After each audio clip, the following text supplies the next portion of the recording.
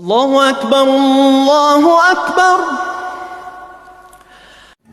Walhamdulillah. Mga kapatid, bilang isa sa mga Amerikano ng ating Panginoon, likas sa ating pagkatao ang magkamali. Hindi natin maiwasang magkasala, maaaring laban sa ating kapwa o laban sa Panginoon. Subalit sa kanyang walang hanggang awa, binigyan na tayo ng pagkakataon upang magsisi at magbago. Kaya gawin natin bahagi ng ating araw-araw na buhay ang dalawang bagay. Ang taimtim na paghingi ng kapatawaran sa Allah at ang bukas pusong pagpapatawad sa ating kapwa. Sapagkat ang pusong marunong magpatawad ay pusong malapit sa awa ng Allah. Sinabi ng Allah sa banal na Quran, "Faman apa wa aslaha fa azruhu ala Allah."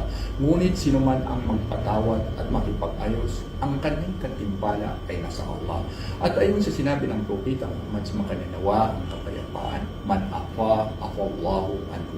Ang sinumang magpatawad ay siya ay patawarin ng Allah. Sa ating pang-araw-araw na buhay, maaaring may mga taong nakasakit sa atin, sa salita o sa gawa. Madalas mahirap magpatawad, ngunit alalahanin natin, sa bawat pagpatawad natin, umaasa tayo sa kapatawaran ng Allah para sa ating sariling mga pagkukulang. Kaya ngayon, tanungin natin ating mga sarili, mayroon ba akong dapat patawarin?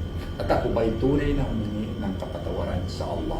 Naway gawing malambot ng Allah ang ating mga puso, mapagpatawad sa kapwa at palaging humingi ng kapatawaran sa Allah.